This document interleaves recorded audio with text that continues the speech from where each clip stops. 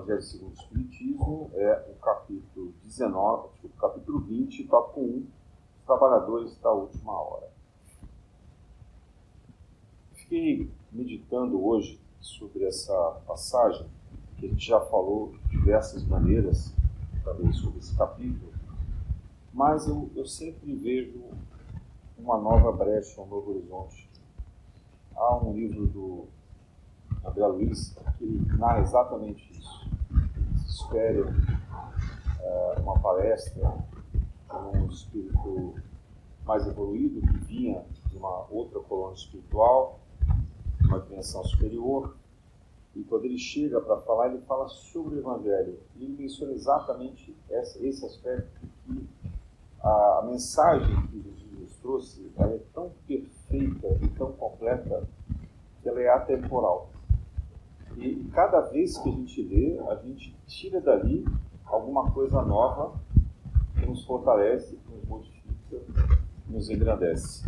Então, eu acho que o nosso papel é justamente procurar essas formas de interpretação, trazendo para a nossa vida prática, trazendo para aquilo que a ciência, a filosofia e todo o estudo da humanidade de modo geral nos complementa, e com isso ressignificando, relendo, aprendendo de novo com mais profundidade cada uma dessas frases, dessas mensagens, dessas passagens que Jesus então nos trouxe. E Kardec teve a virtude de conseguir traduzir no Evangelho exatamente essas questões morais com as revelações dos outros espíritos, mas também no sentido atemporal.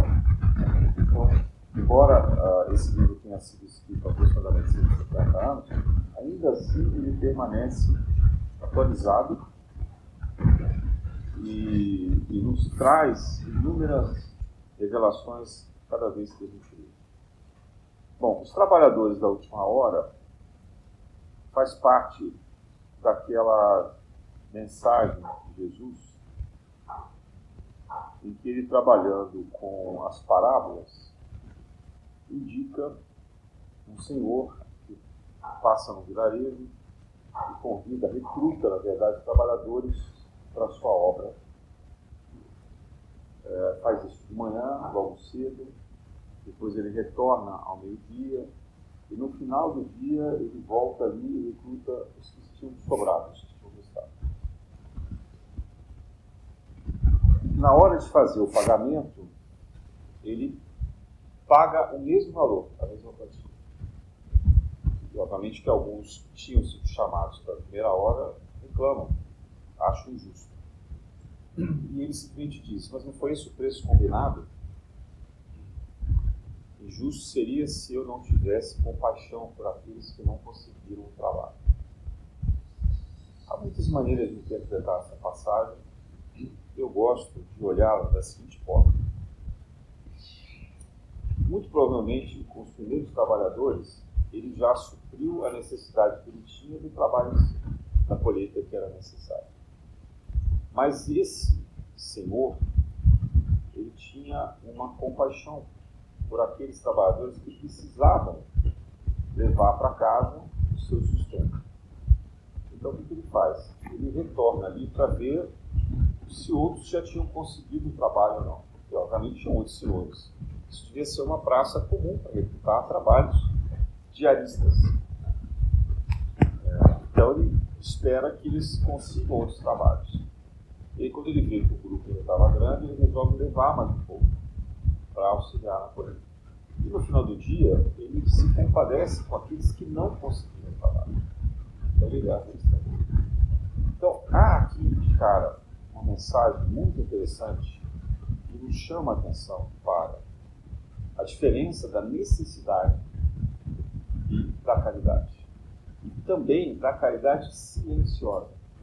Ele não chegou na praça dizendo, olha, eu estou com pena de vocês não têm trabalho, eu sei que vocês precisam levar os estudos para casa, então eu vou contratar vocês.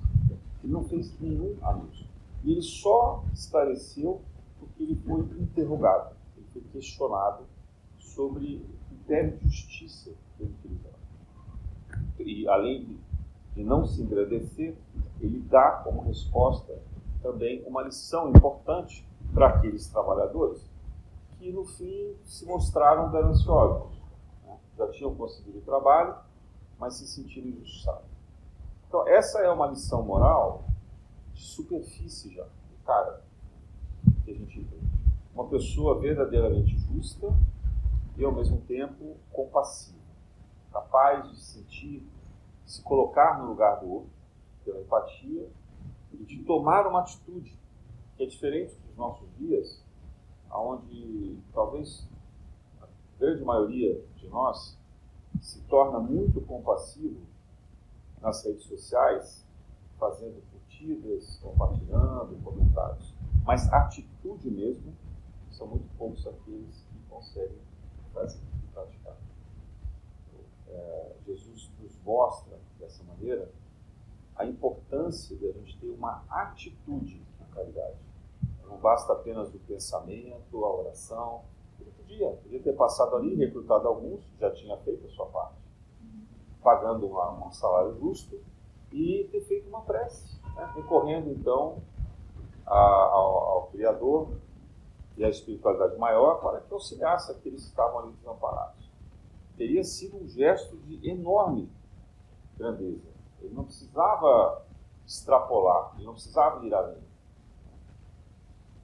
Como também aquele bom samaritano poderia ter simplesmente recolhido aquela pessoa machucada, caída na rua, e endereçado algum cuidado e ir embora. Mas não, ele se interessa por ele, paga a estadia, pede para que cuide efetivamente e ainda retorna para ver como ele está.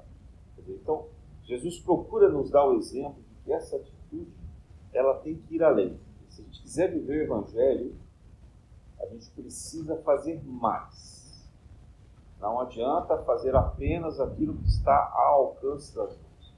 A gente realmente precisa esgotar os meios disponíveis. É isso que se espera de nós. Então, esse Senhor, ele é o Senhor da vinha, que fala o Evangelho, e nos ensina esse comportamento que extrapola a caridade de primeiro plano, a caridade mais imediata. Eu sei que, olhando a humanidade hoje, e olhando para nós mesmos, é difícil a gente ver o quanto a gente consegue ser compassivo dessa maneira. Né? Não sei se algum de nós teria coragem, olhando pessoas que trabalham por diária, de fazer a mesma coisa.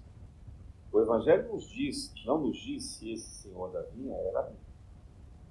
Não conta isso. A gente não sabe se ele está dando o que está sobrando. Muito provavelmente não. Embora ele seja um bom administrador dos seus próprios recursos. Mas, certamente, ele não está dando o que está sobrando. Mas também não está dando o que está faltando. E aí tem um ponto relevante da lição. Não seria também razoável que ele desse um recurso que depois faltaria para a sua própria subsistência ou para a subsistência da sua família.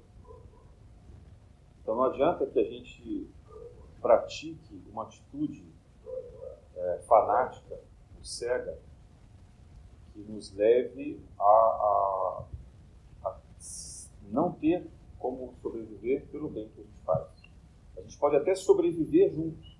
A gente vê vários testemunhos desses na história, pessoas formidáveis que acabaram sobrevivendo junto com a própria obra, como Irmã Dulce, por exemplo. Ou então, quando a gente pensa no próprio Divaldo, mas falando de casos aqui brasileiros recentes, né? Chico Xavier, e assim por diante. O Chico, por exemplo, foi um tremendo empreendedor na medida em que ele dedicou os seus livros, os direitos autorais sobre os seus livros, para obras sociais. E ele poderia ter ficado rico. E ele vivia humildemente da própria pensão, da própria aposentadoria, no final da vida, e de doações. Mas ele manteve a sua própria aposentadoria, quer dizer, ele não abriu mão da aposentadoria. E é isso que é importante que a gente também estabeleça como um critério de razoabilidade no bem que a gente faz. Agora, é claro que quem dispõe de mais deva, na medida do possível, aqui eu já estou pegando uma outra parábola, 10 talentos, então aquele que tem, na parábola, 10 talentos, tem mais capacidade de mobilizar recursos e possibilidades em auxílio aos mais necessitados. Claro que nessa visão, nesse exemplo, a gente está falando de recursos materiais, mas a gente não precisa se prender a isso, né? Nem deve, porque a caridade ela é extensiva à nossa atenção, ao nosso cuidado, ao nosso bom humor, né? A nossa capacidade de elevar a vibração dos lugares onde a gente está, de elevar a esperança, principalmente para aqueles que sofrem, e de produzir um conforto, um acolhimento fraterno para todos aqueles também que cruzam os nossos caminhos.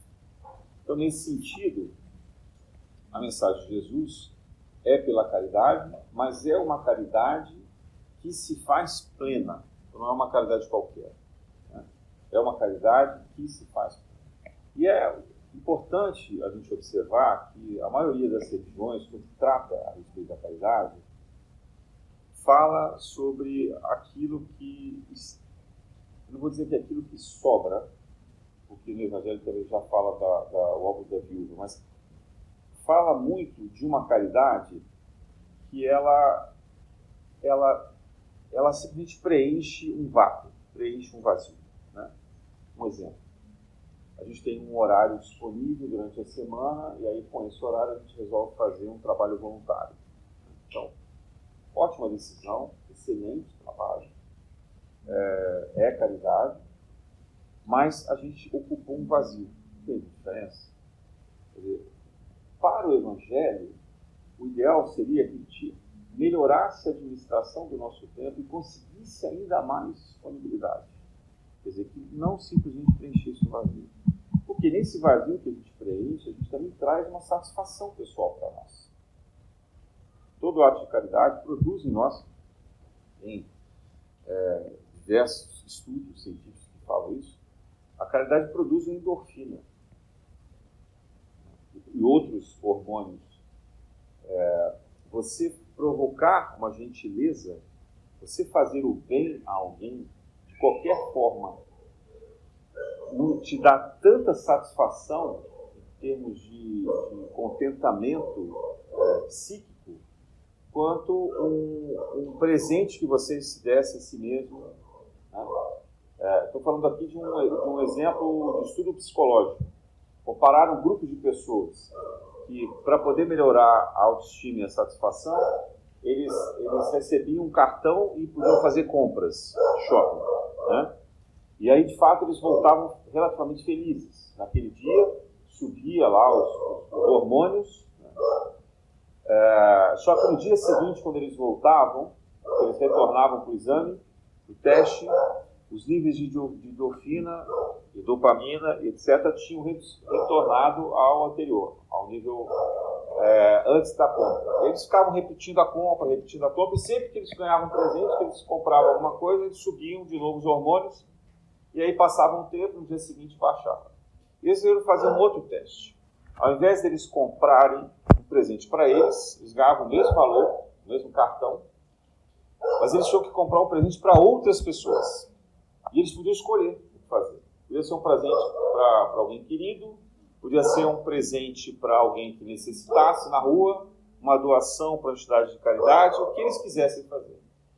E esse estudo demonstrou que o nível de satisfação se elevou, tanto quanto o benefício criado para si mesmo, mas no dia seguinte se manteve elevado. E se manteve assim por diversos dias.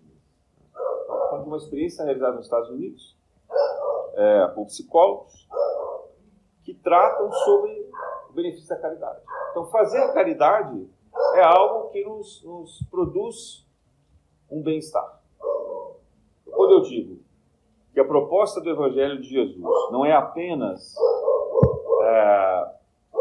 criar um ciclo de auxílio mútuo, mas é também de manter nós mesmos elevados nesse grau de satisfação por intermédio da caridade que a gente pratica.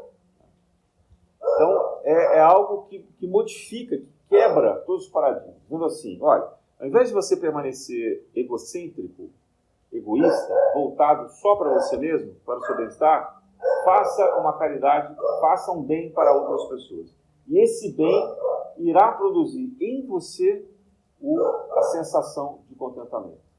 Então está aí, por exemplo, uma receita para os níveis de melancolia que ainda não chegaram numa depressão crônica. A depressão aí a gente vai ter que produzir outros tratamentos.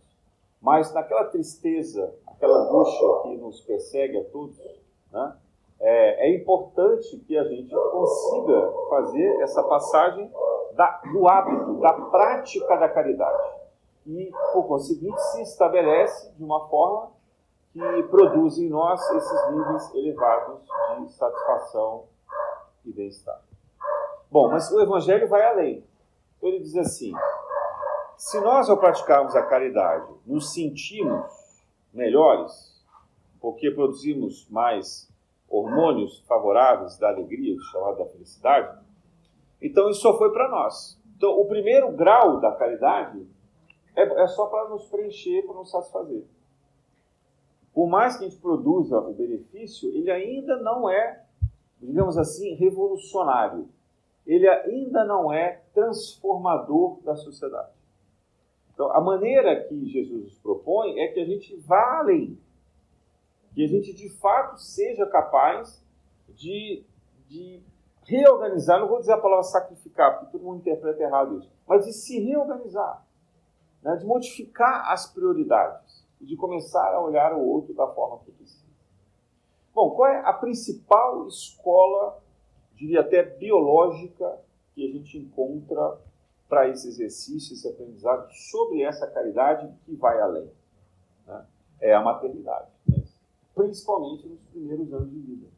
Quem tem filhos pequenos, ou já teve, tanto a mãe quanto os pais, homens também dedicados, né, se sacrificam bastante, primeiro no sono.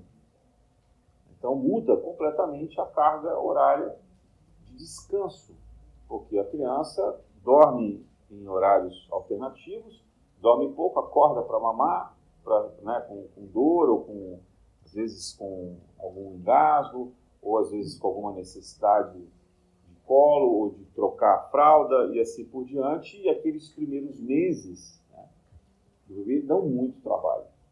Depois, durante toda a infância, porque mesmo quando ela já não é um bebê, a criança ainda demanda muito dos pais, sabe? Atenção, cuidado. Né? Então, os filhos representam a escola natural da caridade no sentido de alteridade, de olhar para o outro, de mudar as prioridades. Aqui eu falei do tempo, do cuidado, da atenção, mas a gente pode acrescentar recursos financeiros, né? Porque ter filhos também custa caro, principalmente na medida em que a gente procura dar para eles, oferecer para eles condições mais dignas, para a saúde, para o bem-estar, para a educação e assim por diante. Então também tem uma renúncia. E aqui eu falei um parênteses porque a gente percebe hoje uma tendência muito grande nos países do hemisfério norte, Europa, Estados Unidos principalmente, mas Japão também, que inclui basicamente todo o hemisfério norte, e todos os países, de modo geral, bastante desenvolvidos. Isso já está chegando no Brasil, das gerações novas não querer ter mais filhos. E parte dessa decisão está associada a não ter a disponibilidade ou não querer abdicar do próprio tempo, do próprio prazer de viver a vida, de gozar a vida com viagens, com uma qualidade, um padrão de vida melhor, e etc. E não querer ou se comprometer a ter que sustentar, cuidar de uma criança e depois um ser humano a vida inteira. Então há um choque crítico civilizatório, porque para que a civilização humana possa existir, é preciso que esse ciclo não se interrompa. A gente precisa continuar tendo filhos.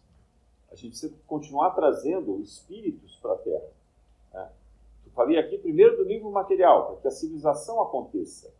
Mas, numa visão espiritual, para que nós possamos retornar à Terra. para que nós possamos retomar a nossa experiência carnal. Né? Porque nós levamos daqui para a espiritualidade as lições que aprendemos, nós teremos que retornar para corrigir aquelas em que não nos foi suficiente nas vidas anteriores. Porque elas não foram capazes de suprir os aprendizados todos que nós tínhamos, que devíamos cumprir. Então, é um gesto insano. Desculpe a honestidade e a franqueza. Não estou dizendo aqui que todas as pessoas tinham que ter diversos filhos. A gente precisa tomar cuidado com o processo de crescimento da humanidade. Né? Temos que ter uma sustentabilidade em torno disso.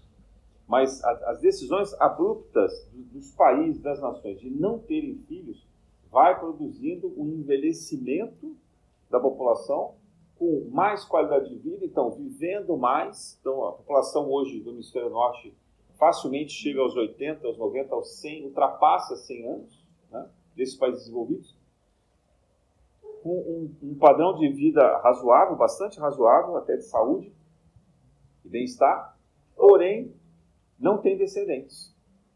E os sistemas previdenciários começam a apontar colapsos, porque não há quem de baixo produza riqueza, e essas nações começam a abrir portões para importação de mão de obra. Então, o processo imigratório de países de baixa renda e baixa cultura para servirem de mão de obra barata e fazerem aquilo que os jovens desses países não querem se submeter a fazer, são os trabalhos braçais, são os trabalhos menos remunerados, aqueles que apresentam maiores riscos, menores níveis de satisfação.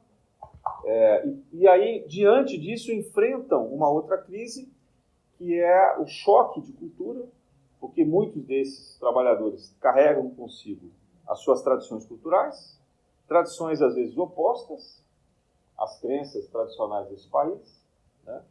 E, portanto, vai se produzindo esse colapso mundial. Quem teve nos últimos 20 anos na Europa facilmente enxerga isso nas principais cidades, principais capitais. Né? Mais recentemente, então, isso vem se agravando. E não só lá. Todos os países dos Estados Unidos têm isso. E no Brasil, o sintoma ainda não é muito migratório de pessoas de outros países, mas a gente aqui, há várias e várias décadas, assiste o fluxo migratório de pessoas de outras regiões do interior do Brasil que vêm para as grandes capitais. Nordeste, principalmente, que é grande produtor de mão de obra barata e que se submete a todas essas condições nocivas que a gente enfrenta e assiste ainda no Brasil. Então, retomando a questão da caridade, na medida em que a gente se atém única e exclusivamente aos interesses humanos, mesmo assim, a caridade é necessária.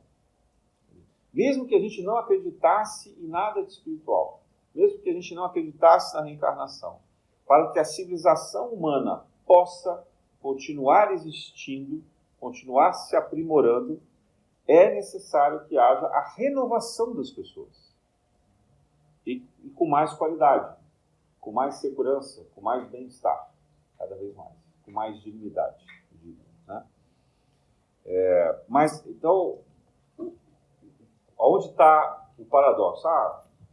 As pessoas que estão mais esclarecidas entendem que a população mundial não pode continuar crescendo aleatoriamente porque vai faltar alimento, vai faltar condições de habitação, vai faltar isso, vai faltar aquilo.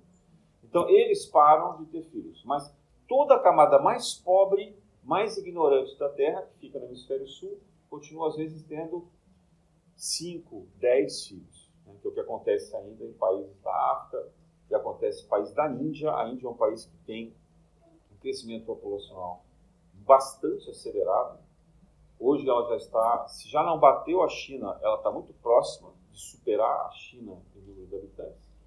E em algumas décadas ela vai ultrapassar de longe e talvez ela chegue a ser um terço da humanidade em muito pouco tempo, e lá na frente vai ser metade da humanidade será indiana. Também entre os muçulmanos, não estou falando aqui como religião, mas como cultura, eles também costumam ter bastante filhos. Então, a população mundial muçulmana, em algumas décadas, será, de longe,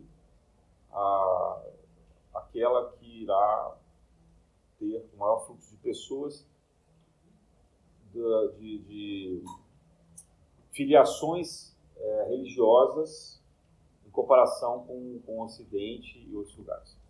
Bom, então, olhando apenas do ponto de vista materialista, a caridade, ela está, nesse aspecto, voltada para a educação de filhos.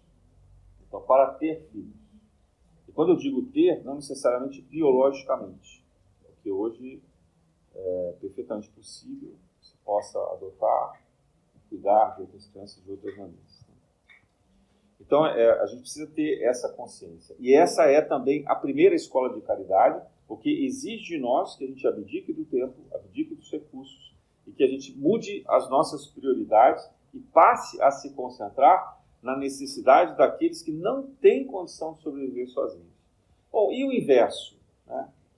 O inverso também é verdadeiro. Quer dizer, os nossos pais vivendo mais, com mais idade, mas aí, tornando-se cada vez mais suscetíveis, porque, infelizmente, a velhice, ela demonstra uma fragilidade maior em saúde, ela demonstra uma fragilidade maior psíquica e, às vezes, uma necessidade de cuidado físico, de transporte, de atenção, em outros sentidos, e que também demanda a caridade dos filhos. Então, começa pela caridade dos pais em relação aos filhos e depois isso se transmuda, se converte para a caridade dos filhos com os pais. Aqui também a gente percebe um declínio muito grande do sentimento de responsabilidade, dever cívico, dever filial, honrar pai e mãe, e um dever de caridade, porque a quantidade de idosos abandonados é gritante. Os países orientais tinham uma tradição de respeitar mais os idosos, mas já hoje se percebe também lá, Japão, China, etc., um abandono muito grande desses idosos. Quando a gente fala abandono, o pior abandono é de fato aquele que produz o descaso, a indiferença. No Brasil, então, nem se fala. No Brasil, o fluxo ele acontece de uma outra forma ainda, no período intermediário, porque os filhos costumavam sair de casa por volta de 20 anos, trabalhando, casando, indo estudar fora, etc. Mas o que vem se percebendo ao longo das últimas décadas é que os filhos estão voltando a morar com os pais. Alguns deles nem saíram de casa, permanecem em casa. Mas isso não necessariamente representa um cuidado para com os pais. Na verdade, na maioria das vezes, representa uma extensão dos pais continuando a cuidar dos filhos, mesmo eles ficando mais idosos. Então, os pais aqui tendo que estender o processo, vamos dizer assim, dessa caridade, entre aspas, agora, abdicando das suas prioridades, abdicando do seu potencial, talvez até de descanso, de aposentadoria, nesse cuidado com os filhos que permanecem em casa. E quando acontece dos pais necessitarem dos filhos por conta, por exemplo, de uma doença como Alzheimer, ou de uma demência, ou então de um câncer, né, de uma situação crônica em que precisa efetivamente de um cuidado permanente, aí os filhos, estatisticamente, optam por colocar os pais em internação ou cuidados por terceiros. Muitas das vezes até usando os próprios recursos dos pais sem usar qualquer recurso seu. E assim por diante. Veja, eu estou trazendo uma questão terrena, porque Jesus falava sobre questões terrenas. Os exemplos de Jesus eram do dia a dia dos judeus. Então nós temos que usar exemplos do nosso dia a dia. Então, a grande escola da caridade, do cuidado que está na família, está desmoronando, porque sequer sabe-se hoje o que é a família. Eu não estou nem aqui abordando a questão sexual, porque isso para mim não tem a menor importância. Eu estou trazendo aqui a questão do cuidado na família. Do cuidado especificamente daqueles que necessitam do nosso olhar, da nossa atenção, sejam eles crianças, sejam eles idosos, ou até em alguma circunstância intermediária, mas que tem uma necessidade especial, né? que precisa de nós. Muitas vezes, pessoas com necessidades especiais também demandam essa atenção e esse cuidado. Bom, nós somos trabalhadores da última hora. O que é que isso tem a ver conosco? Então, Jesus, quando nos invoca para esse trabalho, antes da nossa reencarnação, nos dizendo o seguinte: eu sei que vocês têm débitos, eu sei que vocês têm muitas lições a serem aprendidas ainda nos fluxos reencarnatórios da Terra, mas há algo agora de mais importante, porque nós estamos na transição planetária e o planeta Terra, Gaia, precisa evoluir não só pelos humanos, mas também pelos outros reinos. Os reinos animais, os reinos vegetais, os reinos minerais. Nos últimos 100, 150 anos, a gente produziu um colapso ambiental capaz de destruir o planeta. Em apenas um século, nós produzimos uma situação de colapso. Estamos enxergando agora esse clima, né? Há 10 dias, nós estávamos aqui com uma temperatura no Rio de Janeiro de 60 graus, sensação térmica. Hoje nós estamos com 24. São 36 graus, essa conta. É uma condição extremamente extrema, crítica, uma mudança climática em apenas uma semana. Em vários países a gente tem assistido essa oscilação. Clima quente, clima frio, ventos, tempestades, furacões, e assim por diante. O planeta está em colapso ambiental. Os animais, os reinos animais e vegetais estão em colapso. A quantidade de animais extintos é uma coisa absurda. A quantidade de sofrimento produzida nos animais é um absurdo. No momento em que nós temos tecnologia para nos alimentarmos de modo saudável e saboroso só com vegetais, a gente continua sacrificando de uma forma cruel inúmeros animais só para poder ter aquele prazer do bifinho na mesa, do churrasco no final de semana, de juntar lá os amigos com cerveja e ir para a churrascaria. Isso é no mundo inteiro. E os dados estão aí. Façam vocês procurarem. O sofrimento que esses animais têm passam por nossa causa. Principalmente entre bois, vacas, galinhas, porcos, né? São os mais consumidos. Mas eu já tive uma vez num restaurante na Suíça em que eu olhei no cardápio e tinha cavalo. E é absolutamente natural. Né? Em países asiáticos é comum ter cachorro. E várias outras coisas. Então, ou pombos. Né? O pombo é um dos pratos mais sofisticados da culinária francesa. Então, é uma condição extremamente cruel do nosso século, desse milênio. Porque se fosse para a ignorância, aqueles que de fato precisam disso, aqueles que estão passando fome, que não têm outra fonte de alimentação, não há nenhuma crítica a isso. Foi a nossa história da humanidade, durante inúmeros milênios. Mas hoje nós temos tecnologia e temos esclarecimento para não causar sofrimento, e causamos. Fazemos o mesmo com as florestas. Pensando que floresta é uma arvorezinha, uma graminha que nós temos no jardim. Não, a floresta é um complexo, muitas vezes, que demorou milênios para se formar. E que cria todo um bioma, né, uma condição de vida capaz de sustentar o planeta. E a gente troca isso por plantação de soja. Soja geneticamente modificada, de passagem. Não dá para fechar os olhos para isso. Nós somos trabalhadores da última hora metendo o pé pelas mãos. Nós estamos fazendo o oposto do que nós ouvimos e nos comprometemos a fazer. E seremos chamados à consciência por essas escolhas que fazemos.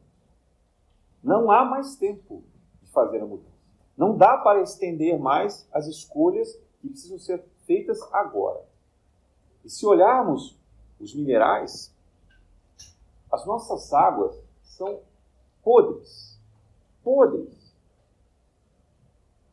Aqui no Rio de Janeiro nós somos abastecidos pelo Guandu. Converse com qualquer pesquisador, qualquer pessoa que trabalhe ou visite ou que faça uma fiscalização dessas águas e pergunte o que eles acham do consumo que nós fazemos dessa água, desse grau de contaminação, dessa podridão que é o rio que nos abastece, o reservatório que nos abastece, por nossa própria culpa.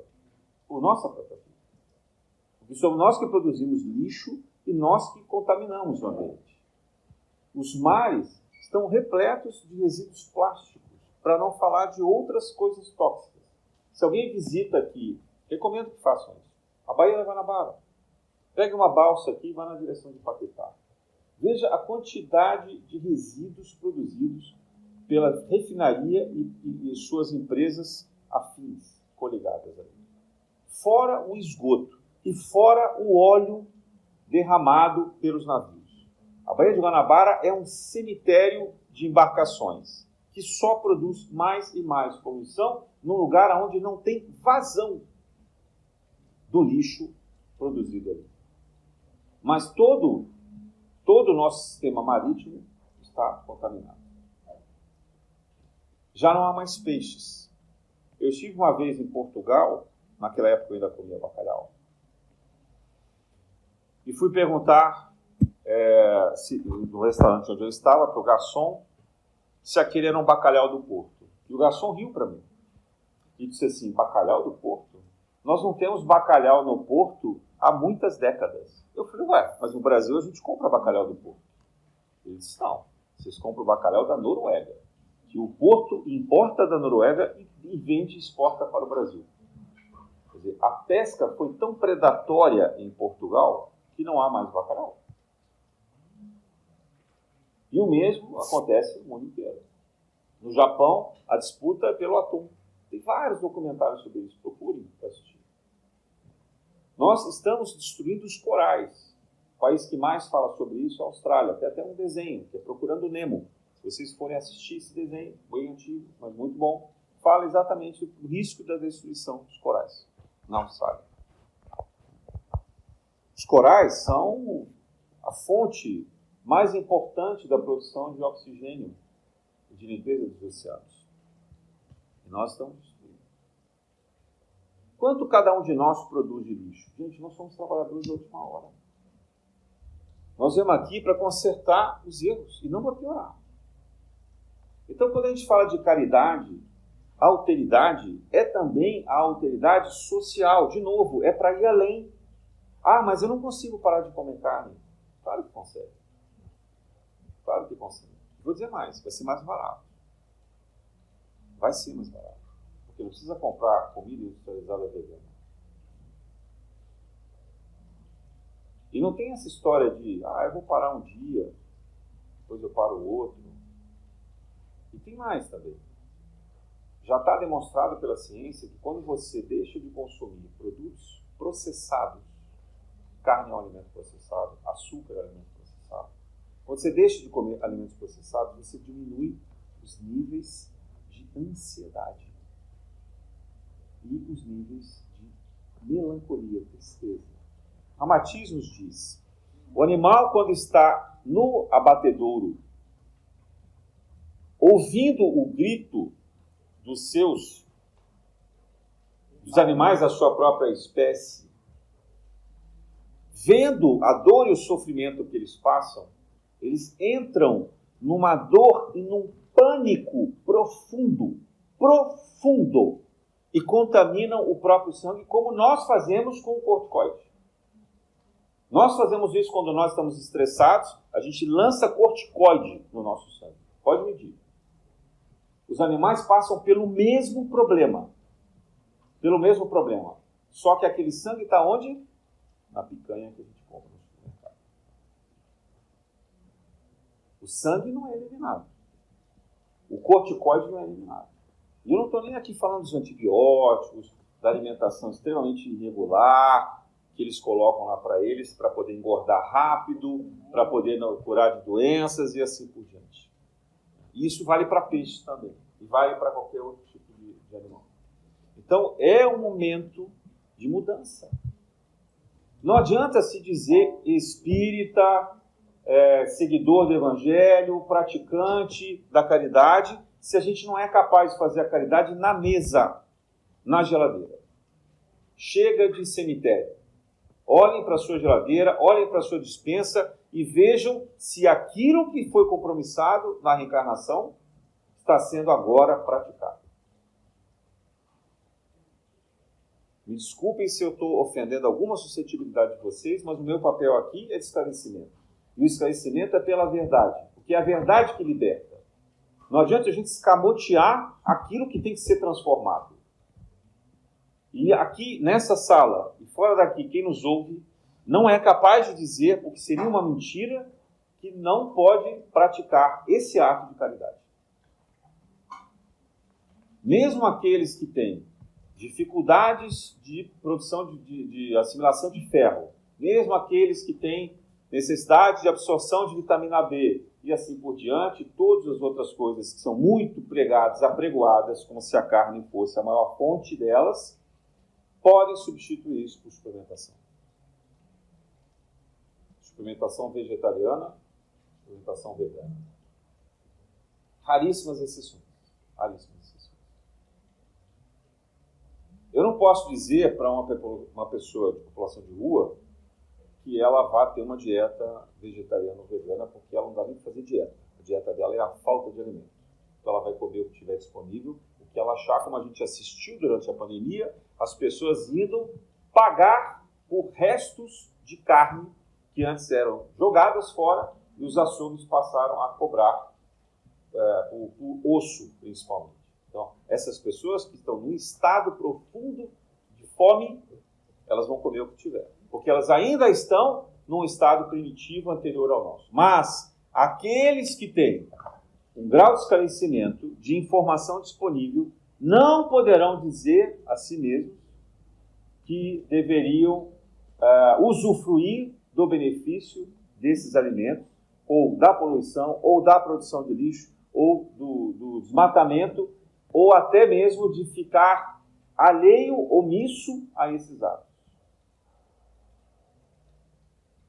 Se nós queremos praticar a caridade, e somos os trabalhadores da última hora, porque todos aqueles que estão num grau de esclarecimento como o nosso, na comunidade espírita, mas também de outras religiões, e também da ciência e assim por diante, têm o dever de fazer essas escolhas e de propagar essas escolhas entre os filhos, entre os conhecidos, os familiares. E vou alertar. Deixar de comer carne cria um problema em família. Que primeiro a gente vira fonte de piada. Vai ter bullying, muito bullying. Depois as pessoas cansam de nós e deixam de nos convidar para o churrasco e para os almoços que são regados à carne. Vai mudar a Páscoa de vocês. Sexta-feira não devia ter mais bacalhau nem peixe. Vai mudar o Natal. Acabou o tende, acabou o peru. São escolhas difíceis. Não são fáceis, mas são necessárias. São escolhas que muitas vezes nos colocam numa zona de isolamento, mas que fazem toda a diferença. Por que o isolamento? Porque é o testemunho. Os primeiros cristãos, foi exigido deles que eles dessem o testemunho. Qual era o testemunho? Morrer na arena romana. Mortos por flechas, lanças e por feras. E alguns deles queimados, vivos ou crucificados. Esse foi o testemunho dos trabalhadores da primeira hora. Nós somos trabalhadores da última hora. Jesus, sendo muito bonzinho, disse: vocês não precisam trabalhar como trabalharam aqueles primeiros trabalhadores. Não precisam ficar o dia inteiro no sol, colhendo a seara. Eu vou dar para vocês um testemunho menor. Deixem de fazer o mal ao seu próximo. E façam o bem. quando puder. Mas fazer o bem sem deixar de fazer o mal não resulta em nada. É preciso deixar de fazer o mal. A nossa prova, o nosso testemunho é muito menor do que a prova e o testemunho dos trabalhadores da primeira hora. Nós certamente estávamos lá naquelas arenas romanas incitando que aqueles cristãos fossem também condenados.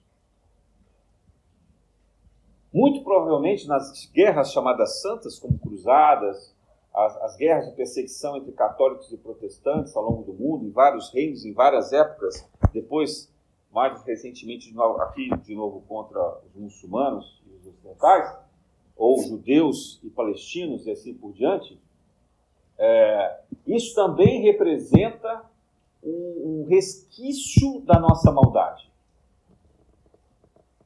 Aqueles que têm muitas lições graves para serem aprendidas estão sendo levados para esses episódios de guerra para vivenciarem ali os seus últimos instantes, talvez, nesse planeta.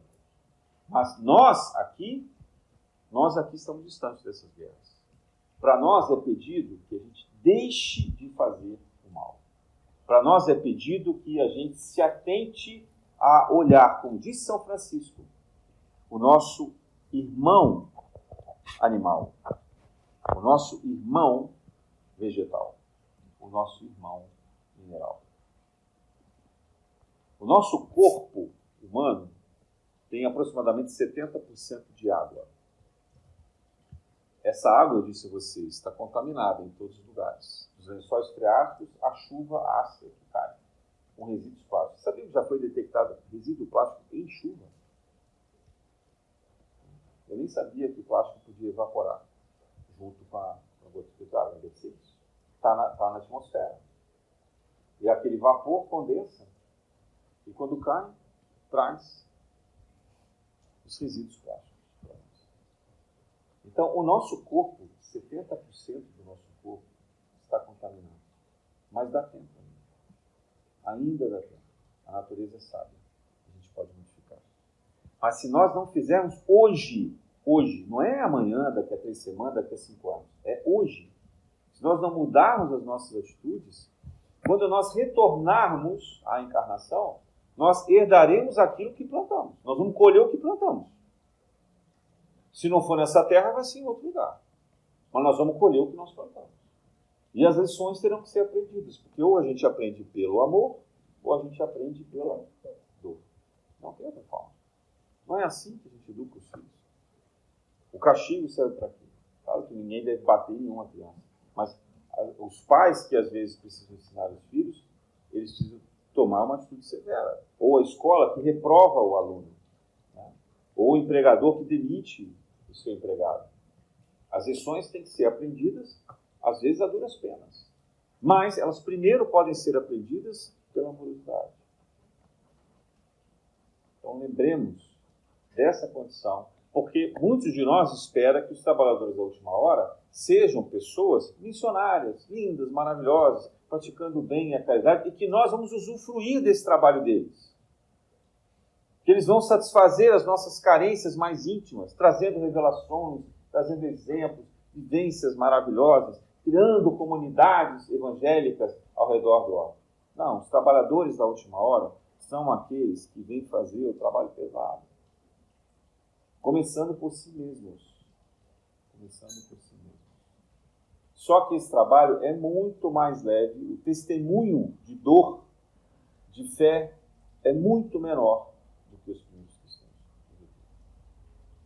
Então, quando nós começarmos a fazer as nossas preces, os nossos pedidos, que as listas são sempre enormes, para que Deus atenda às nossas necessidades, que Ele socorra todos aqueles entes queridos que nós pedimos a nós mesmos, que Ele possa suprir as nossas carências, a gente deve lembrar, antes de mais nada, cadê a nossa parte? Cadê a nossa contrapartida? Até onde a gente é capaz de ir? Por aquilo que a gente diz ser o amar a Deus sobre todas as coisas e ao próximo como a si mesmo. Na graça de Deus.